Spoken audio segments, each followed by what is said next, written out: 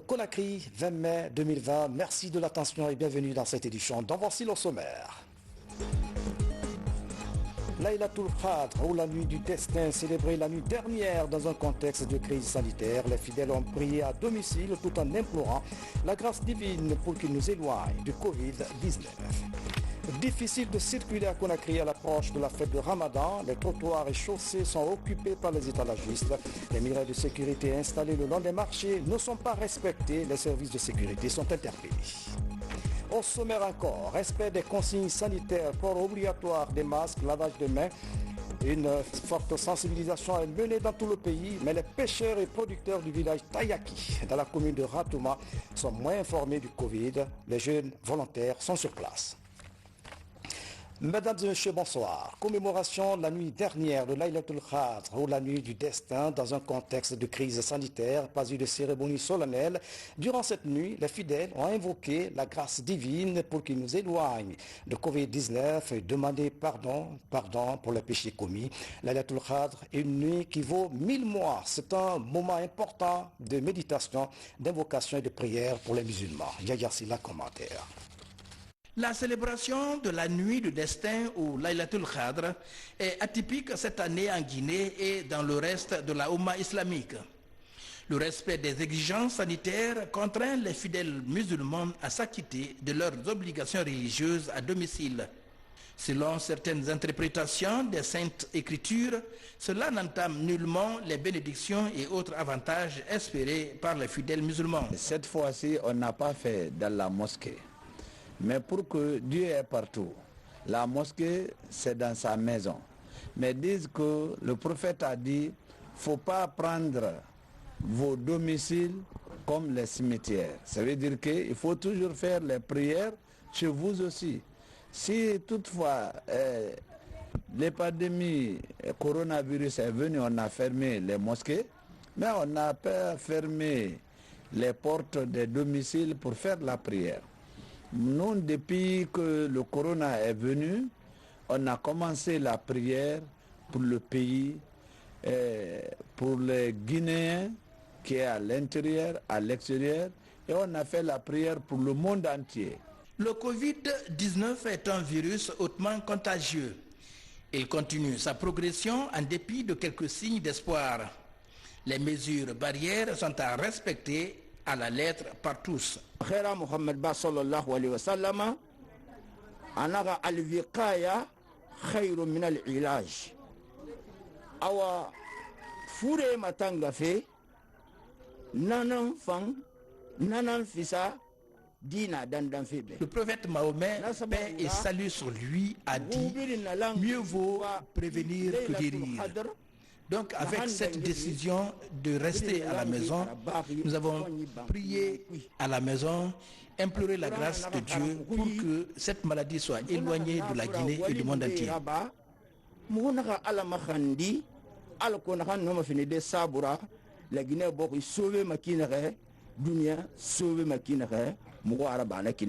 ne parle plus sur les communautés musulmanes, maintenant on parle au nom de toute l'humanité. Pourquoi pas les autres créatures?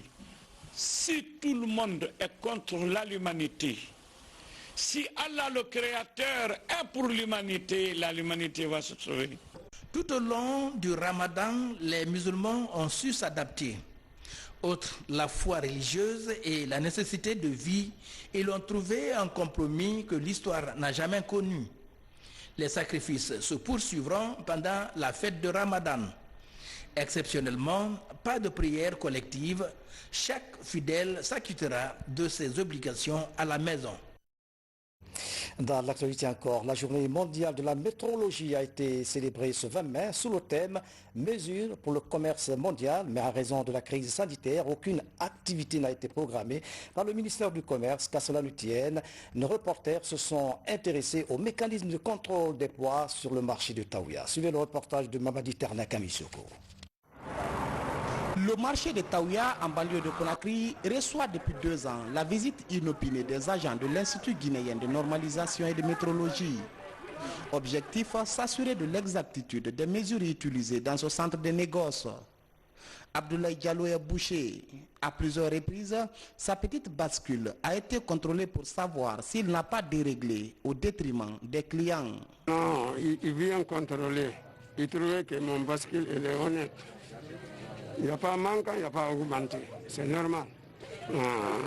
C'est moi ici, tout à la ligne ici, là. Le bascule, c'est l'égalité. La même chose. Contrairement à la plupart des marchés du pays, Taouya a la particularité de recevoir régulièrement des contrôleurs des poids et mesures. Aujourd'hui, l'administration du marché et les acheteurs apprécient la qualité des services. Le kilo qu'on achète ici, ce n'est pas changé. C'est toujours le même. Je viens acheter ici souvent. Ceux qui viennent, c'est à propos des mesures, pour contrôler la qualité des mesures. Comment ça se passe dans les marchés, quoi. Ils contrôlent beaucoup de choses, tout ce qui concerne les poids, la mesure, c'est ce qu'ils contrôlent.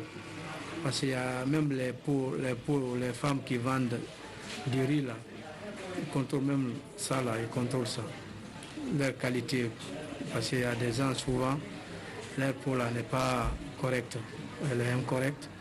Ils passent pour vérifier ça aussi. La maîtrise des poids et mesures est l'une des conditions qui favorise l'amélioration de la qualité de vie. Le gouvernement guinéen en est conscient et promet de s'investir pour le respect du droit des consommateurs. L'Institut guinéen de normalisation et de métrologie, IGNM, sous la tutelle du ministère de l'Industrie et des PME, est le dépositaire des étalons nationaux de référence et veille au bon fonctionnement du système national de mesure en fournissant l'expertise et l'appui technique nécessaires à l'administration, à l'industrie, aux acteurs commerciaux et au public pour les questions de métrologie. Je tiens à vous rassurer de l'engagement total de son Excellence le professeur Alpha Condé, président de la République de Guinée, chef de l'État, à soutenir sans relâche les efforts concourant à la mise en place d'une infrastructure nationale qualité au service des secteurs publics et privés et des consommateurs. Mesures pour commerce mondial est le thème choisi cette année pour commémorer la journée mondiale de la métrologie instituée en 1875 à Paris. En Guinée, en raison de la présence du Covid-19, aucune activité n'est programmée. Voilà, justement après ce journal, vous suivrez la déclaration du ministre d'État, ministre du Commerce, Tibou Camara. Les barrières de sécurité installées le long des marchés ne sont pas du tout respectées. Les vendeuses et autres étalagistes occupent des trottoirs et la chaussée, qu'il s'agisse des marchés d'Anko 5, Anta, Sofoniagar. Il est difficile de circuler à Conakry alors que des murets ont été installés il y a quelques mois pour faciliter la circulation et protéger les marchands. Voici le constat signé Moussa Komara. C'est devenu inquiétant, voire même embarrassant, l'occupation anarchique des trottoirs et des chaussées à Conakry. Nous sommes au grand marché de la cité Anko 5. Les vendeuses ont pris en otage les artères publiques. Les murets placés devant le marché pour protéger leur vie et assurer la fluidité de la circulation ne servent à rien pour elles. Derrière ces murets, je n'ai pas de place. Devant nos caméras, les policiers tentent d'appliquer la loi dans toute sa rigueur, mais en vain. Un embouteillage monstre est créé le long du marché, difficile pour les automobilistes de circuler. C'est difficile de passer ici, c'est la merde. Le gouvernement n'a qu'à nous aider à voir comment les gens vont trouver la place pour faire passer la fête comme ça, là. Sinon c'est normal comme ça. Après le marché d'Anko 5, nous voici à celui d'Anta. Là, la tonalité est la même. Des marchandises étalées sur la chaussée et les artères bondées de monde. Les chauffeurs sont obligés de klaxonner plusieurs fois avant de s'offrir un passage. Et cela se passe devant des policiers déjà épuisés par la situation. Tout de suite là, tu le fais quitter devant un lieu donné. Donc après un pas ou après quelques minutes, tu constateras que la même femme est encore revenue s'asseoir sur le lieu. Donc c'est vraiment un effort qui doit être continuel malgré toutes les sensibilisations qu'on a fait. Mais jusqu'à présent, jusqu'à l'heure où nous sommes, vraiment c'est le même constat. À Kaporo Marché, le constat est tout autre. Le trottoir est dégagé pas question pour les vendeuses de s'agglutiner. La vente des articles se fait désormais derrière les murets. C'est le fruit d'une campagne de sensibilisation portée par les administrateurs du marché.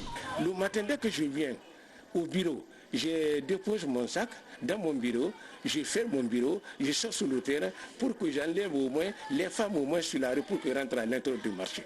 Vous pouvez demander toutes les femmes qui sont là, qui sont pour la retrouver à l'intérieur. Quand on a mis ces murets, nous avions pensé que c'était contre nous. Mais aujourd'hui, on se rend compte qu'ils sont là pour nous protéger. Moi, je ne vais jamais les franchir.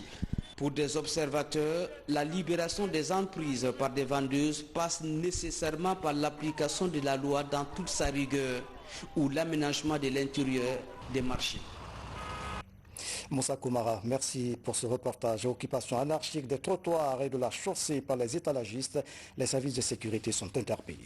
La fondation Rio Tinto continue d'apporter son soutien au groupement de femmes dans les préfectures de Dabola et Farana.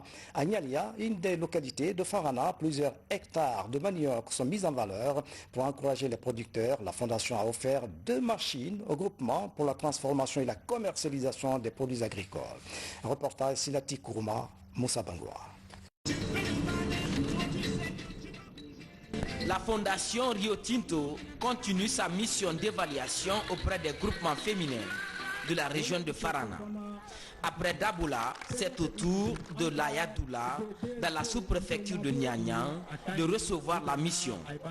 Une évaluation qui vise à garantir la production, la transformation et la commercialisation des produits locaux. Je suis satisfait du travail qui a été effectué jusqu'à ce moment, parce que là, nous sommes au beau milieu d'un champ de manioc et vu les plants qui sont là, j'espère que la récolte sera bonne.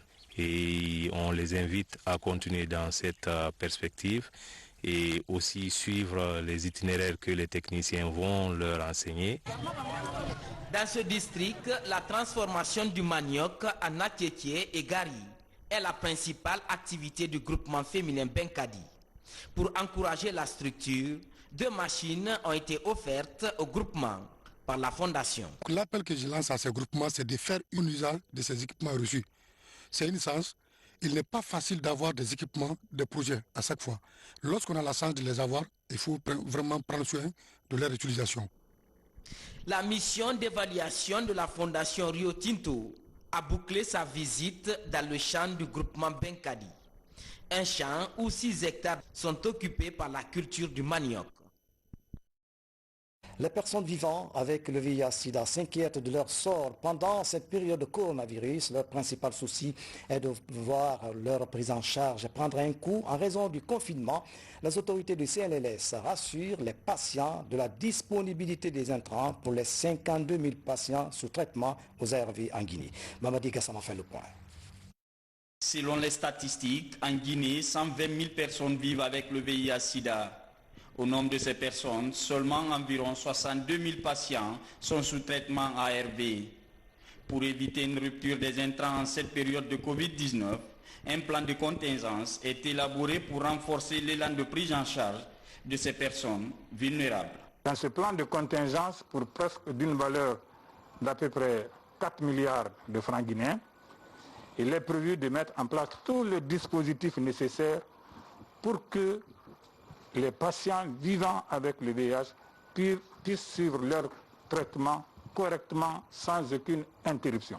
Puisque les intrants sont sur place, les sites seront complètement dotés et nous demandons à tous les patients à leur rendez-vous d'aller chercher leur traitement qui seront décalés pour eux pendant 3 mois pour certains et pendant 6 mois pour d'autres. En plus de la prise en charge en termes d'intrants, le plan de contingence prévoit également l'approvisionnement de tous les sites de prise en charge en kits de prévention et de denrées alimentaires. D'où ce don de vivres et de non-vivres pour alléger les charges de ces personnes vivant avec le VIH-Sida en cette période de pandémie. Conscient du fort impact économique de cette crise sanitaire dans le pays, le gouvernement, à travers le secrétariat exécutif du Comité national de lutte contre le sida, a jugé nécessaire d'apporter un appui alimentaire et un kit sanitaire au réseau et association des personnes vivant avec le VIH. Histoire de dire que cette couche vulnérable mérite une attention particulière en cette période difficile. Quelqu'un qui vit déjà avec le VIH-Sida est exposé encore à d'autres virus, ça va aggraver encore. Et puis parce que ce n'est pas facile de vivre avec 2 virus à la fois. Cet appui est composé de 5 kits de lavage de mains, 8 tonnes de riz, de l'huile, des sacs de sucre et plus de 1000 bavettes. Ce geste du Comité national de lutte contre le sida en faveur de cette autre couche vulnérable bénéficie d'un appui financier de l'ONU-SIDA. Autre assistance, la famille des quadruplés vient de recevoir les premières assistances, un geste du ministère de l'Action sociale de la promotion féminine de l'enfance. Le département a offert une enveloppe des vivres et des non-vivres. L'idée est de soutenir les premiers besoins de prise en charge des 4 bébés. Mohamed Dukamara, reportage. 4 jours après la naissance de ces quadruplés à l'hôpital Ignace Dine, la dame Thérèse ne connaît pas encore les visages de ses 4 enfants. Loin de leur mère, ces 4 bébés, tous des garçons, sont encore sous soins à l'Institut de nutrition et de santé de l'enfant au CHI de Donka. Depuis que nous sommes là, vraiment, et à commencer par les médecins, tous les travailleurs de la santé se sont occupés de ma femme. Jusqu'à ce matin, quand je vois le ministère qui vient me représenter et saluer les nouveaux-nés, je suis comblé de joie. La naissance de ces 4 bébés dans la famille Yomalo est une joie immense qui contraste aujourd'hui avec le faible revenu du papa qui est frigoriste au marché des Caporos. On connaît la charge d'une seule personne, à plus fort raison 4 garçons. Je demande à toutes les bonnes volontés de venir auprès de ma femme pour pouvoir secourir les enfants, pour pouvoir les soutenir, pour que les enfants grandissent et les mettre à l'école. Pour atténuer les charges provoquées par l'arrivée des nouveaux-nés, le ministère de l'Action sociale, de la promotion féminine et de l'enfance, appuyé par la fondation Prosmi de Hadja Diene Kondé, vient en aide. Il offre une enveloppe symbolique, des cartons de savon, d'omo, des sacs de riz et d'autres articles divers à la famille pour couvrir les premiers besoins de la maman et de ses 4 enfants. Avoir 4 enfants, c'est une chance. Parce que certaines naissent, ils meurent, ils n'ont pas d'enfants. Et en un coup, ils ont 4 enfants. C'est une chance, mais c'est une charge énorme. Et c'est pourquoi je me suis levée avec mes collaborateurs et certaines organisations de femmes pour venir ici accompagner cette famille. Ils peuvent compter sur notre soutien, mais nous devons aussi, en tant que compatriotes, aussi lancer un appel aux familles, aux voisins, pour qu'ils puissent aider cette femme-là. L'acquisition de ces vivres et non-vivres réjouit le père de famille qui, en plus des nouveau-nés, a d'autres bouches à nourrir. Avec ce don, la famille Yomalo, domiciliée au quartier Cimentéri, va pouvoir supporter le coût de la vie pendant quelques semaines. Vive émotion. Dans son agenda, il avait acheté plusieurs kits sanitaires pour aider les habitants de Forêt-Caria dans la lutte contre le Covid. Mais Dieu en a décidé autrement. Pour honorer la dernière volonté de feu député Lunseni Fofana, la famille a procédé à la remise des kits sanitaires à la préfecture de Forêt-Caria. Moment de joie et de tristesse. Les bénéficiaires ont loué les œuvres de l'illustre disparu. Ablaye Diallo a suivi la cérémonie. Regardez. Dans ce camion, des vivres et non-vivres destinés aux populations de Forêt-Caria. Un geste posthume. Il avait été planifié par l'honorable Lunseni Fofana, décédé le 3 mai 2020. L'homme avait dans son agenda habituel de soutenir les Mourianais en cette période de Ramadan. Quelques jours après sa mort, sa famille honore son engagement et sa détermination en faveur de sa préfecture natale. C'était une initiative de mon père qui avait déjà fait la répartition, il avait cherché tous ses matériels pour faire des dons à sa localité et malheureusement il n'a pas survécu à la maladie qu'il avait. Donc nous sommes engagés à poursuivre l'œuvre qu'il avait déjà entamée. Ce n'était pas prévu que moi je me retrouve devant la caméra, c'était lui qui devait être là aujourd'hui à vous parler et à chamailler avec sa population, les rencontrer, les rassurer, comme il avait prévu pour cette maladie, les sensibiliser. Mais on ne fait que tenir Parce que Dieu a voulu comme ça. Donc, on le prend comme tel. À Forêt-Caria, c'est dans le recueillement que la cérémonie de remise est organisée. De Maferia à Benti, en passant par la commune urbaine, Farmouria et Pamelap, plusieurs kits sanitaires sont distribués en plus de denrées alimentaires. Pour nous, il n'est pas mort. Il est encore là, vivant, avec nous, en train de distribuer ces kits-là, en train de distribuer ces denrées comme il en avait l'habitude. Forêt-Caria a eu au total, je vous dis, près de 40 tonnes de matériel en vivres et en matériel sanitaire uniquement préparé par l'Onceni Fofana avant sa mort. Pour Forêt-Caria, la disparition de l'honorable Onceni Fofana laisse un vide difficile à combler. Le combat mené par ce fils de Mouria pour le développement socio-économique était connu de tous. Il laisse pour sa communauté plus de 40 forages opérationnels et des ouvrages de franchissement. Voilà, l'honorable député Onceni Fofana dort en paix.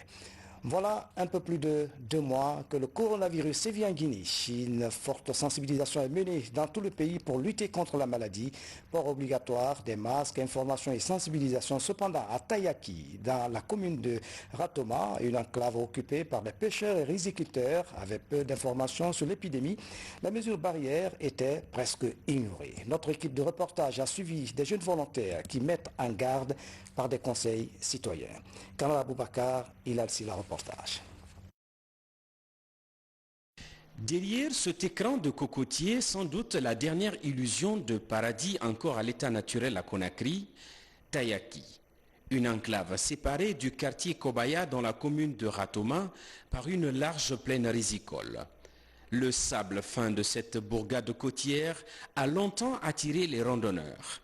Mais depuis le début de la lutte contre le Covid-19, ces jeunes sont les premiers à mettre pied ici.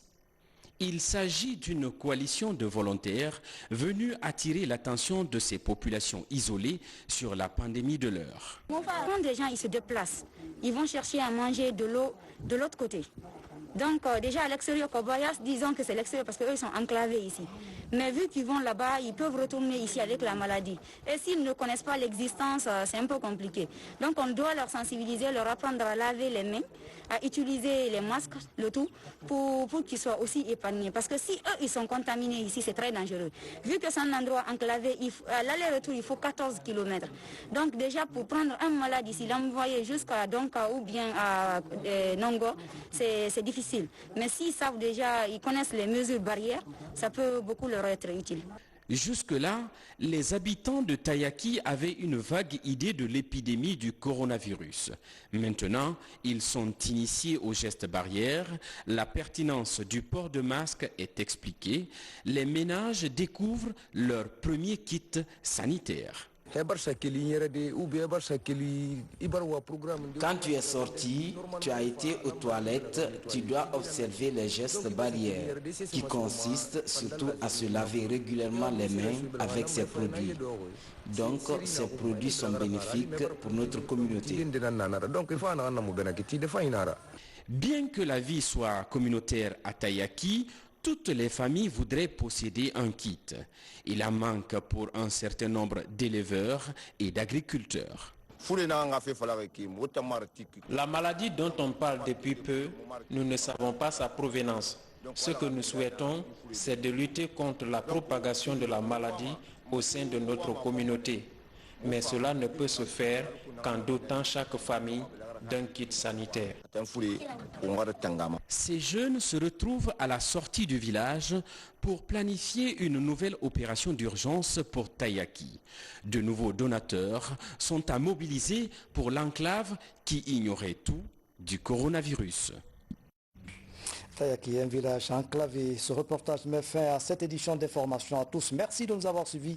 Je vous souhaite une nuit paisible. À demain.